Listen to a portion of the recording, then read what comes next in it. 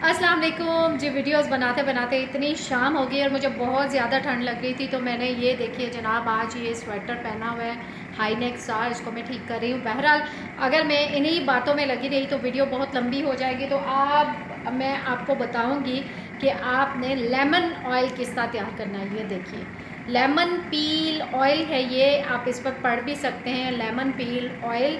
और इसको बनाने का तरीका क्या है तो मैं जल्दी से आपको इसके बनाने का तरीका बताऊंगी इस वीडियो में। पूरी वीडियो देखेगा एंड तक। लेकिन इसका इस्तेमाल क्या है, लेमन पील ऑयल, ये सब एसेंशियल ऑयल अकेले आप इनको यूज़ नहीं कर सकते।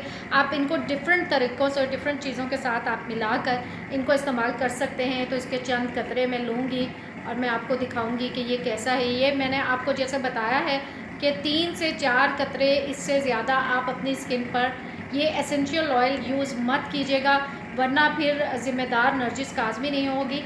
ठीक है, ये इसको मैं साइड पे रख देती हूँ और इसके बाद मैं आपको ये बताती हूँ कि आपने चेहरे पर थोड़ा सा स्प्रे करके, अपने हाथों और चेहरे पर थोड़ा सा आपने स्प्रे करना है रोज़ वाटर को, यानी अर्के गुलाब को। और उसके बाद आपने इनको गर्दन तक, ऐसे गर्दन से नीचे से ऊपर तक लाके यहाँ तक, और फिर उसके बाद यहाँ पे आप देखिए ये ऐसा आप देख रहे हैं, ठीक है। और मैं हमेशा यही कहती हूँ कि आप इसको ऊपर की तरफ, अच्छा ये चेहरे से एक्नी पिंपल के लिए बहुत अच्छा है और उसके अलावा स्किन को ग्लो देता है। और इसके साथ साथ इसको क्या कहते हैं कि स्किन को वाइट, इसमें ब्लीचिंग एजेंट होते हैं और जो कि हमारी स्किन को ब्लीच करता है। ये देखिए लगाते साथ ही कैसी ग्लो स्किन में आ गई है और चमकने दमकने लगी है मेरी स्किन। तो स्किन को ग्लो देता है, उसके साथ साथ ये हमारे रंग को ब्लीच करता है। जो भी अगर हमारा स्किन टैनिंग हो रही है, फेस पर टैनिंग हो रही है, झाइयाँ हैं, कील हैं, दाग हैं, ये इन सब चीज़ों को दूर करता है। आप पूरी वीडियो आपने एंड तक देखनी है और उसके बाद जनाब बहुत प्यारा सा लाइक देना और मैं आपको जवाब में दिल वाला, अगर आप मुझे कमेंट करेंगे तो मैं आपको दिल वाला लाइक दूंगी। वीडियो को एंड तक देखें। आपने ये लेमन पील ऑयल किस तरह से तैयार करना है ये पूरी वीडियो में ये मौजूद है। इसका बनाने का तरीका बहुत कीमती ऑयल है, एसेंशियल ऑयल है।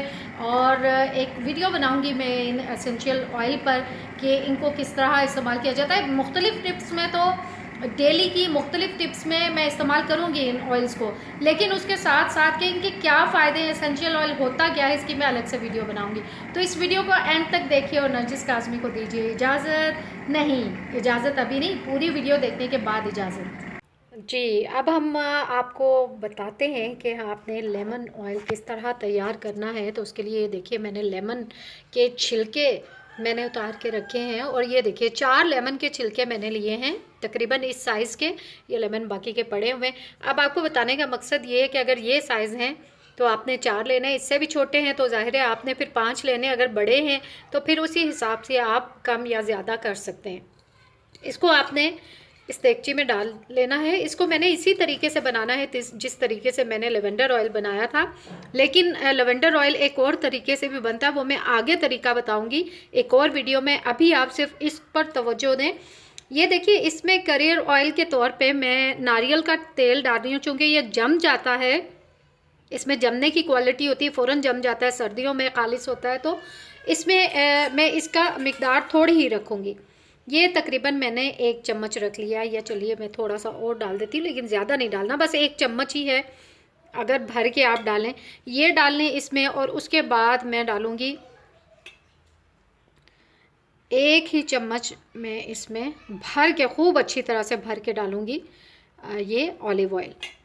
ऑलिव ऑयल हो गया। इसके बाद जनाब जल्दी से मैं आपको बताती हूँ, ये कैस्टर ऑयल है, मेरे पास बड़ी बॉटल पड़ी है, चूँकि आप खाली ऑलिव ऑयल से भी इसको बना सकते हैं और इसके अलावा कैस्टर ऑयल से भी, लेकिन बेहतर ये है कि आप 2-3 किस्म के करियर ऑयल डालें बीच में, ताकि ज़्यादा अच्छी क्वालिटी आए। तो ये देखिए ये तकरीबन 2 चम्मच भर के मैंने इसमें डाल दिए हैं कैस्टर ऑयल के। ठीक है, अब ये जनाब, अब आपने इसको क्या करना है, इसको उसी तरीके से बनाना है जिस तरीके से मैंने आपको लेवेंडर ऑयल बनाना बताया था। तो मैं बताती हूँ तरीका क्या है।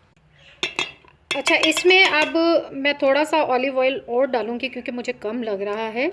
और ये मैं छोड़ूंगी वो जो अभी मैं ट्विटरे ऑयल बनाऊंगी उसके लिए, चूँकि ऑयल ख़त्म हो गया। अगर आपके पास ज़्यादा है तो मुझे अंदाज़ा नहीं था कि इतना ऑयल लग जाएगा। बहरहाल अगर आपके पास ज़्यादा है तो आप इसमें 1 चम्मच और डाल सकते हैं, लेकिन इससे ज़्यादा नहीं डालना, इतनी सी मिकदार में।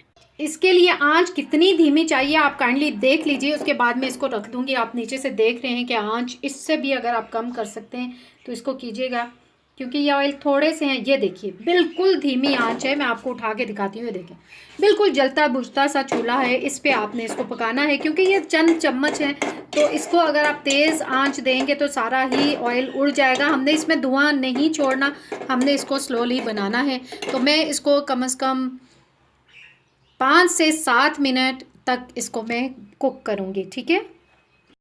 अच्छा देखिए, हल्की आंच पे भी आप देख रहे हैं कि इसमें बड़े उबाल से आ रहे हैं। इस ऑयल में आप देख रहे हैं कि इसमें झाग सी बनती जा रही है, और उसके बावजूद ये एक, मेरा हाथ आ रहा है सामने, ये देखिए झाग सी बनती जा रही है और बहुत अच्छा उबाल आ रहा है। लेकिन नीचे आंच मैंने मध्यम ही रखी है।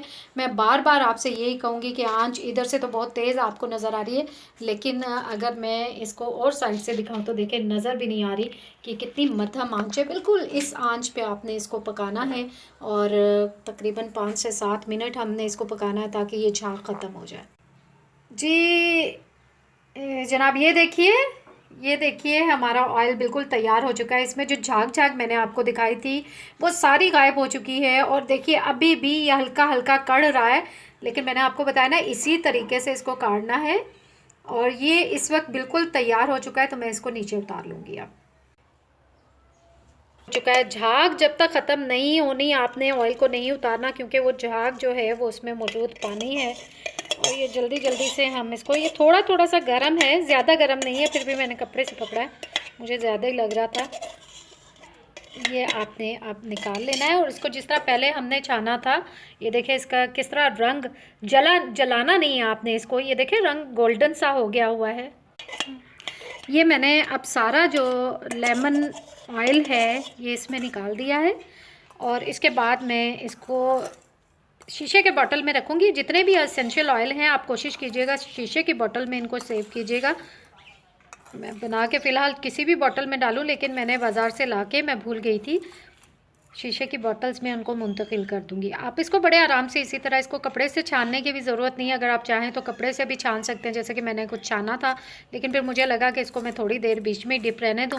और अगर आप भी इसी तरह भी आप इसको बॉटल में डाल दें इसी तरह से जैसे ये इसमें मौजूद है, तो ये भी बेस्ट है कि इसके एक्सट्रैक्ट जो हैं वो निकलते रहेंगे।